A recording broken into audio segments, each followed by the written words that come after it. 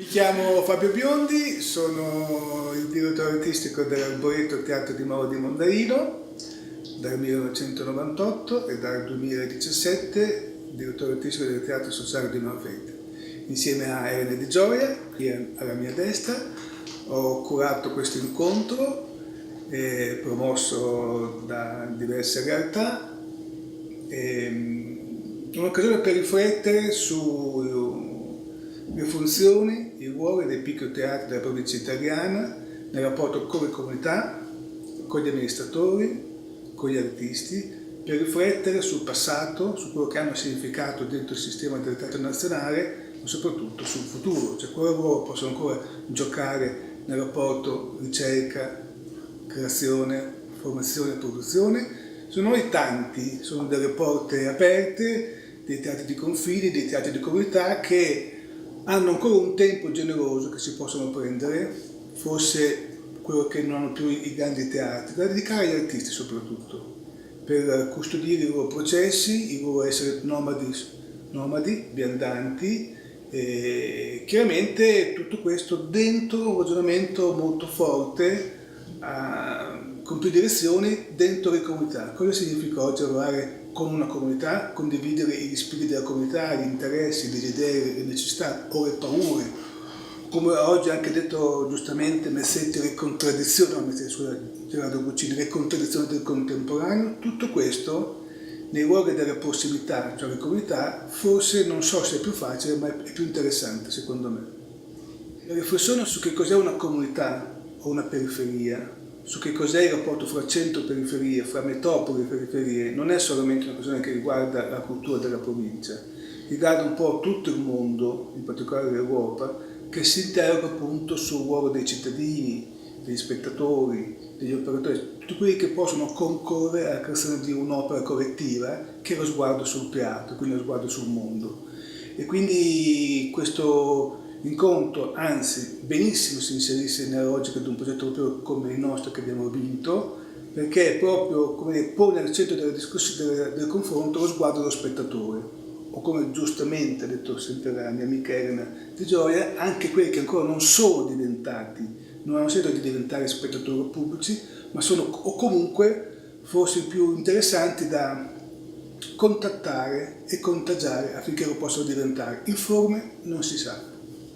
Sono Elena Di Gioia, direttrice artistica della stagione teatrale Agorà, promossa dalla Unione Reno Galliera, che è un'unione di 8 comuni dell'area metropolitana di Bologna. E insieme a Fabio Biondi abbiamo pensato sul programma di questa giornata che pone una lente sul possibile, appunto per riprendere una delle ultime parole che dicevi, teatri delle possibilità, e sulla lente dei piccoli teatri della provincia italiana, con uno sguardo poi locale, regionale, nazionale. Abbiamo aperto interrogativi, riflessioni e anche nuove prospettive, credo, insieme a amministratori, artisti, operatori che hanno animato e stanno animando questa giornata, e l'intreccio proprio tra le parole degli amministratori, degli artisti, degli operatori è un alfabeto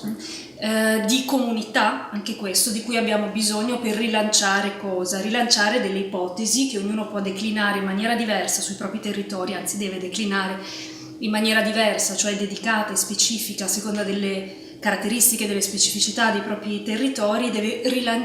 può rilanciare un rapporto nuovo con gli artisti di sostegno, con gli artisti al centro, un rapporto nuovo con i cittadini, con il pubblico, con il non ancora pubblico, con altre istituzioni culturali del territorio, fuoriuscendo anche dall'ambito teatrale e attraversandone altri, e anche lavorando sulla prossimità, sull'informalità, sulla spontaneità, che è una parola importante anche che è emersa oggi, e che sono probabilmente anche delle possibili chiavi di accesso di una relazione autentica e forse anche più prossima, più vicina, più immediata tra artisti e cittadini. Per cui la grande questione su cui oggi abbiamo aperto è come i piccoli teatri della provincia stanno segnando anche nell'ambito della progettazione del sistema teatrale italiano, in questa regione in particolare, l'Emilia-Romagna, come stanno rilanciando anche una nuova idea di teatro, una nuova idea di spazio teatrale che è fatto sì di una stagione, ma anche e soprattutto di una progettualità più ampia, spettacoli, residenze, creazioni, laboratori, azioni su vari livelli, con gli artisti complici, con gli artisti al centro, e al centro dei linguaggi del contemporaneo, che è anche un altro appunto dei solchi che abbiamo approfondito oggi. Quindi sono spazi del possibile, sono delle lenti che stanno lanciando appunto delle sonde, diciamo delle boe, dei segnali luminosi e molto importanti, e che ci possono permettere, questa è la tenacia anche